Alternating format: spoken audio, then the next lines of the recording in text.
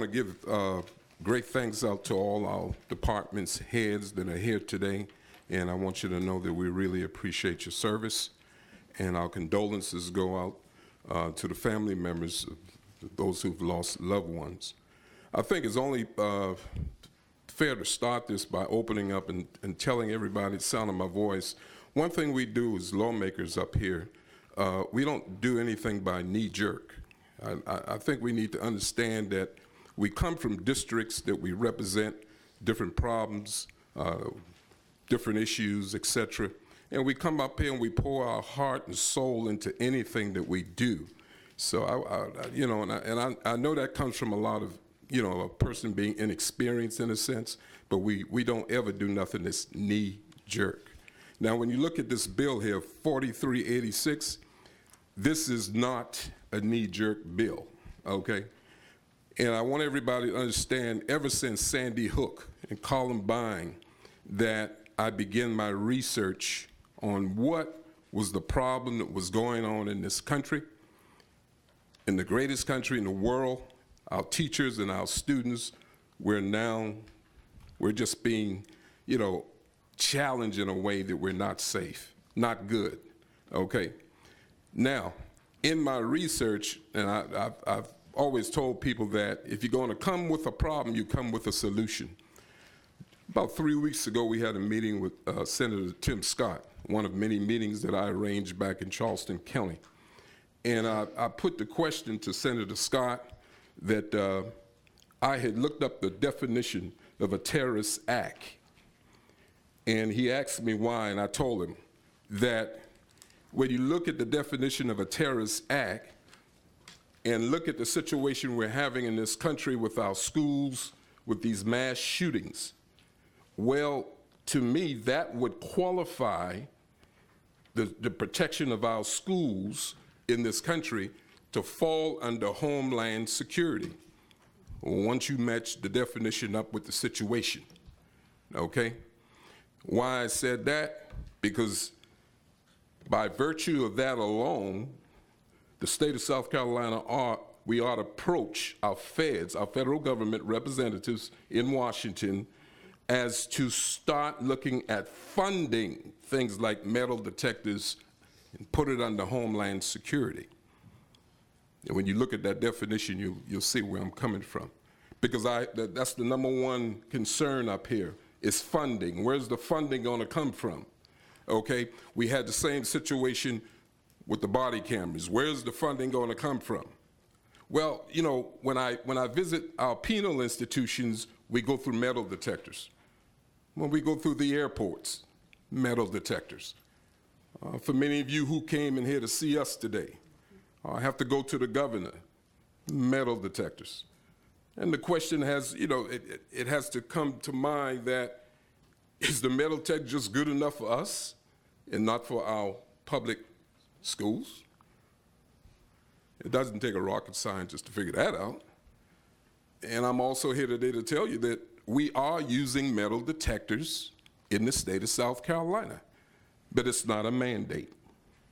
Now, we have one or two choices in the state of South Carolina, and we have to give respect to Sandy Hook, Columbine, Parkland, Florida. We're going to hear the voices of the people. We need to be real on what we want to do with the lives of our teachers and our children. And if we're going to do that,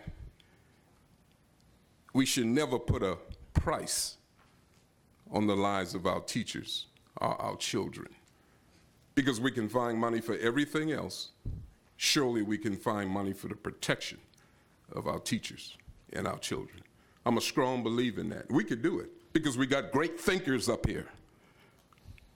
That's the first thing I want everybody to understand. We got great thinkers. We can make things happen, but we need to hear more voices coming from our citizens that put us in office to represent. I shouldn't have to speak to the state superintendent of education, and she has great ideas. We just met a couple of weeks ago, and it all comes down to funding. Well, Representative Gilliard, that's a good idea, but where are you going to get the money from? Well, guess what? This is where the bus stops. We can find funding for it. And I want to say this, and I'm finished. We've talked about bump stocks. We talked about arming students and teachers. We talked about background check, keeping guns from the mentally ill, age requirement, resource officers, drills. People, what you've just heard today is pieces of the puzzle that have to be put together. It's like a great puzzle. If we leave one piece out, then we're just going through a revolving door. Because if I can sit here and tell you, don't look at the metal detectors if you don't want to, okay? Because to me and a lot of other people in Parkland, Florida, Columbine, Sandy Hook, and other states is using metal detectors. What that does, it's almost like taking the metal detectors down from the airports, taking the metal detectors down from the prisons, the penal institution, and just having the offices. What I'm telling you, one cannot function without the other. The human factor is never 100% proof. Any good attorney, anybody with common sense and common dignity will understand that. Because the human factor has never been 100% solve all. You have to have one working with the other. You can't have officers without metal detectors. And I heard the comment about, oh, it's going to take, this amount of people to man. No, it won't. I've seen it work. I've been to schools that had metal detectors. I've had the forums, just came off one last week in Charleston that I put on, and Representative Pendarvis was there.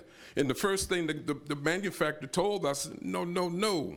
By virtue of technology, it does not require as many as human beings to be there physically as you would think. That's why it's always good to have an open mind and get out here and really do research and get out here and get in the community and feel the people, hear the people.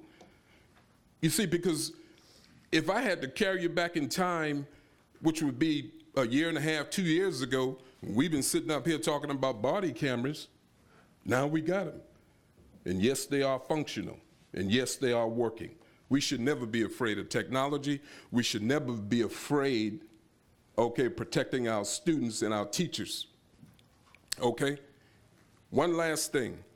You know the biggest piece of the puzzle, I hadn't heard it up here, and that's why I was sitting in this meeting today. You know the biggest piece of the puzzle that nobody wants to talk about, that came out of Parkland, Florida? Awesome job, awesome voices. The biggest piece of the puzzle is putting a ban on assault weapons. Haven't heard it today. You see, we're spinning our wheels. We're wasting time. 94, the Brady Bill, they took it away. 2004, mass murders went up, 200%? Fact check that, please. I've done my research. But if we're gonna make a change, we gotta be serious, people. Money ain't no factor. These good minds can find money. We find it for everything else. And we're gonna find it to protect our students and our teachers, because I hear the voices. They hear the voices, and this is no knee-jerk decision or discussion. Let's get off of that. We're talking about saving lives. At the same time, to play party affiliation. Thank you. Thank you.